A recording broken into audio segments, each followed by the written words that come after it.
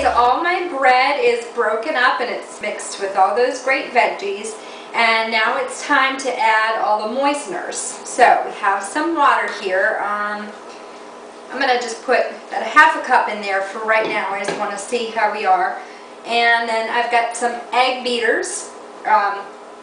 You can use whole eggs if you want to, but another great tip for all recipes that you're making for Thanksgiving. Egg beaters work just as well in recipes, so think your pumpkin pie, think any casseroles you might be making. They work just as well, and you're cutting out a lot of the fat and a lot of the calories by using the egg substitute. So another great tip. Okay, this is melted light butter. Again, if you don't care about calories and you want to add real butter, sure, go ahead. But I'm just going to, again, try and lighten up some of those calories and use the light butter. Okay, now for the fun part. I'm going to dig in. Just make fists with your hands. Get them right down into that bread and just make fists. And all that stuff is going to squeeze out, and it's going to incorporate all the moisture into the bread and mix everything around. This is the same concept as like a meatloaf, basically. Okay, looks like we've got plenty of moisture in there. I don't think we need any more water. So that was really about a half a cup of water, probably about a quarter cup of the melted butter, and probably about a half a cup of the egg beaters. I don't like measuring when it comes to cooking. Baking, on the other hand, is a different story. Okay, good. All right, now if you can see that, it sticks together in a nice ball, and it's going to make it nice and easy when we stuff our bird.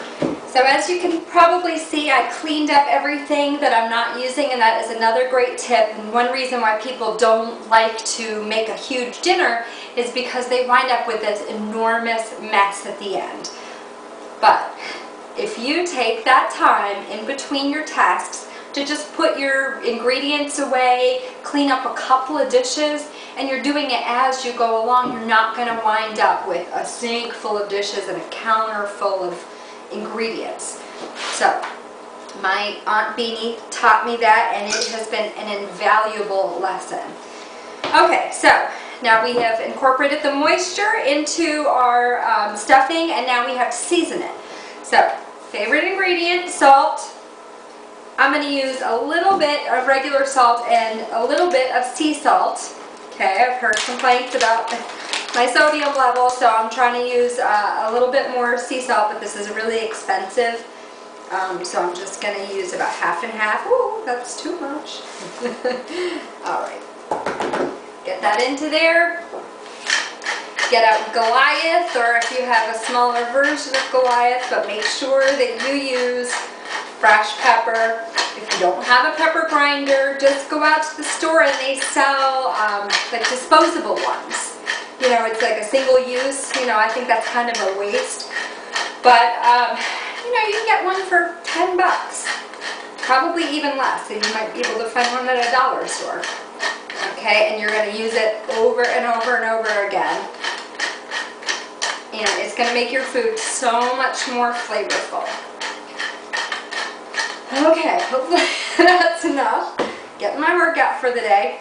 Okay, so just to add a little bit of a nutty crunch into my stuffing, because stuffing can kind of be all one texture. So this is something I didn't want to use the food processor for, because I do want some nice big chunks in there. So these are just pecans, or pecans as some people like to call them. I call them pecans. I'm just going to give a very rough chop to about a quarter cup. Okay, and just get that right into your bowl. I think it could use a few more. Nuts have that healthy oil, and if you eat them in moderation, they're very good for you. Don't eat too many nuts, because Even though they have healthy oil in them, they're also high in calories and fat. Okay, good. That's really all we need. Throw that right into there. Secret ingredient. This was not in that original recipe. This is my spin on it.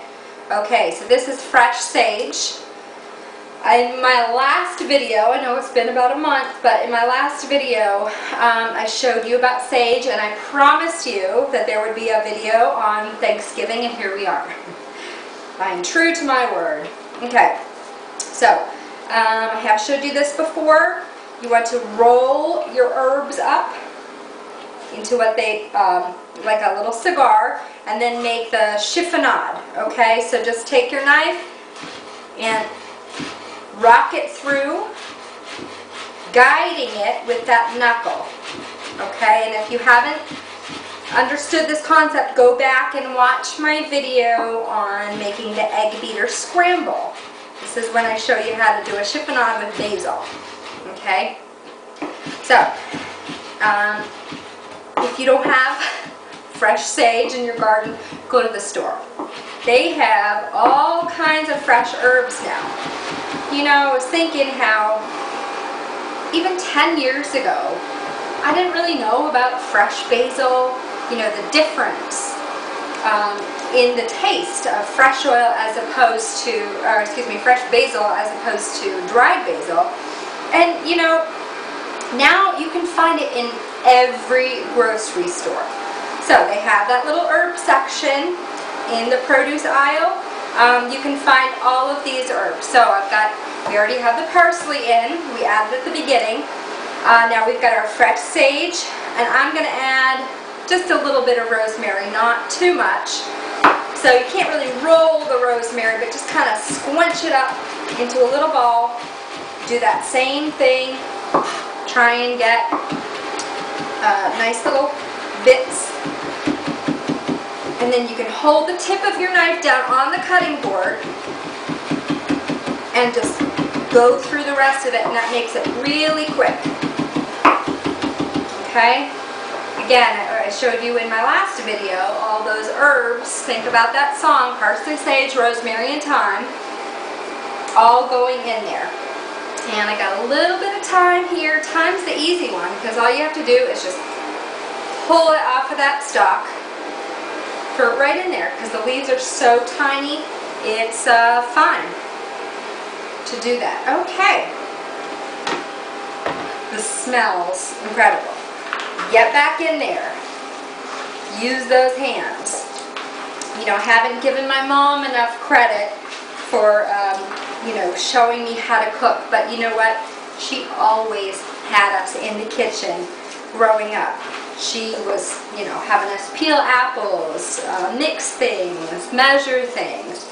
So if you don't have your kids in the kitchen with you, get them in there because they may turn out to be great cooks one day, and it'll all be because of you. This is one thing she taught us. Don't be afraid to get your hands in something and go to town. So that's what we're doing. It looks great. It smells great. And I bet it's going to taste great.